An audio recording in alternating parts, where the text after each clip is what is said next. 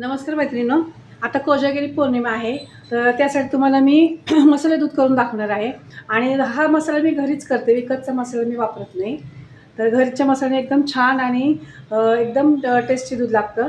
तर त्यासाठी पण मी हे 20 ते 25 बदाम घेतलेत, काजू पण तेवढेच घेतलेत आणि हे बेदाणे पण एक छोटी वाटीभर बेदाणे घेतले. आता हे मी सर्व खमंग भाजून घेणार. भाजल्यामुळं काय होतं, ते भाजायचे खमंग आणि मिक्सरला नुसते क्रश करायचे, थोडेसे क्रश करायचे. मी दाखवते तुम्हाला आता काय करायचं ते. हे पहा, आता मी कढई गरम करायला ठेवली. ते काजू आपण त्यात भाजून घ्यायचे, बारीक गॅसवर भाजायचे, असे खमंग भाजायचे जरा. आणि असं दरदर करून घ्यायचं मिक्सरच्या भांड्यामध्ये. काजू असे खमंग भाजले ना, ते लगेच बारीक होतात. एकसारखे आपण ह्याला हलवायचं आहे. गॅस बारीकच केलेला आहे.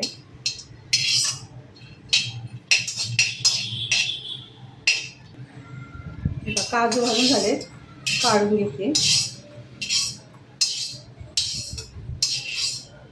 बारीक गॅसवर भाजायचे, छान भाजले जातात. ते बदाम पण असेच भाजून घेऊया आपण.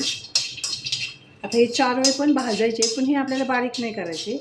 ही भाजून आपण दुधावर नंतर ती वरण टाकणार आहे, म्हणजे आपण दूध पिताना ते असे कुरकुरीत छान लागते. तर बदाम पण अशा पद्धतीने भाजू आपण.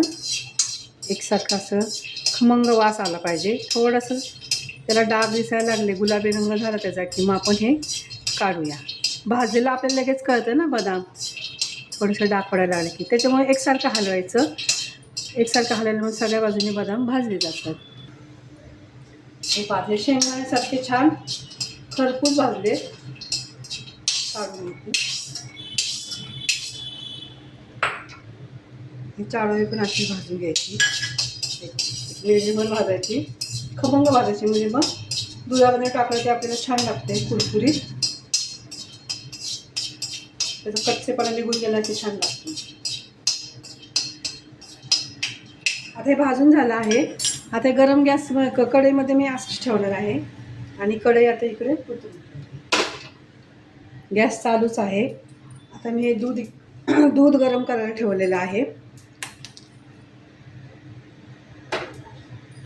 आता हे दूध आहे ना, हे मी क्रीमवालं दूध घेतलेलं आहे.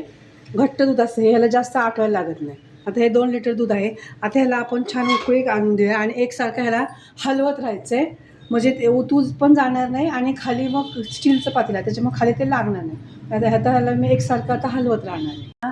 हे आपल्याला मिक्सरच्या भांड्यामध्ये असं दरदर कुटून घ्यायचं आहे सगळं. ह्याच्यामध्ये घालून तोपर्यंत दूध उकळतं आहे, तोपर्यंत आपण हे कुटून मिक्सरच्या भांड्यामध्ये बारीक करून घेऊया. हे दूध आपलं आटतंय पहा, की एवढं होतं, एवढं झालं आटून. अजून थोडंसं याला आठवायचं आहे. तोपर्यंत काय करणार आहे मी,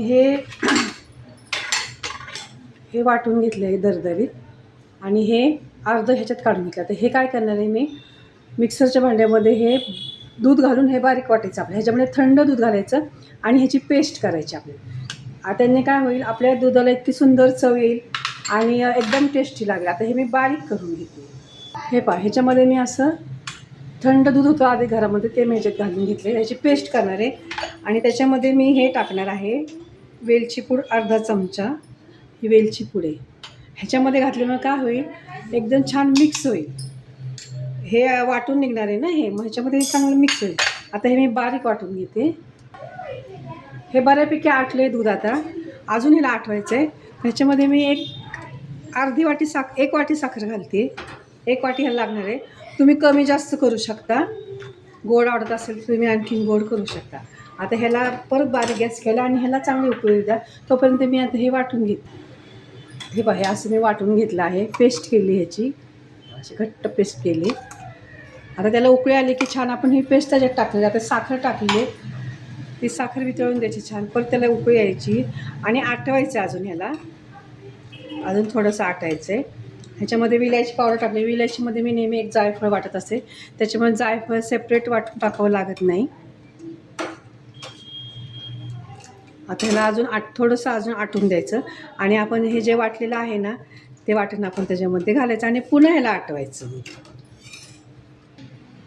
हे पहा आता मी हे ह्याच्यामध्ये घालते आहे, ही पेस्ट सगळी घालते ह्याच्यात.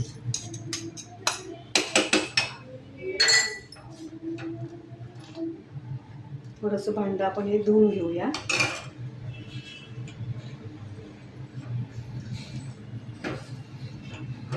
आणि हे ड्रायफ्रुट्स पण आहे दरदरे केलेले, हे पण ह्याच्यात घालून घेऊया आपण. एकदम छान असं वर तवंग आलेलं आहे. जाड जाड आपण ते वाटलेले आहे ना ड्रायफ्रूट, त्याच्यात बदामाची साल नाही काढायची, मी साली सखत ते बारीक केलेले आहे भाजून. आणि भाजल्यामुळं काय होते, ह्याचा इतका खमंग वास आला आहे ना. आपण हे ड्रायफ्रूट्स भाजून घेतले त्याच्यामुळे वास खूप सुंदर आलेला आहे. आणि त्यात वेलची पावडर टाकल्यामुळे एकदम छान वास येतात. ह्याला अजून आटून देऊया आपण ह्याला. हे पहा आता हे आपलं दूध नुसतं आटले, एकदम घट्ट झालं आहे, छान कलरही याचा बदलला आहे. ह्याच्यामध्ये आपण ड्रायफ्रूट्स बारीक करून पेस्ट टाकली ना, त्याच्यामध्ये इतका खमंग वास आणि एकदम टेस्टी चवदार हे दूध लागतं, हे मसाले दूध.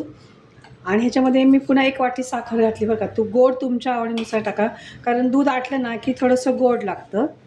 ह्याच्यामध्ये मी 2 वाट्या साखर घातली, म्हणजे एकूण 2 वाट्या मला ह्याला साखर लागली. आता हे भरपूर आटले दूध, आता हे आपण काढून घेऊया. मसाले दूध मी तयार केलं आहे माझ्या पद्धतीने. तुम्ही पण असे करून पहा. कोजागिरी पौर्णिमेनिमित्त एकदम छान आणि टेस्टी आणि चवदार लागतं. तर ही माझी रेसिपी तुम्हाला कशी वाटली मला सांगा. आणि माझ्या चॅनलला सबस्क्राईब जरूर करा आणि लाईक करा. धन्यवाद.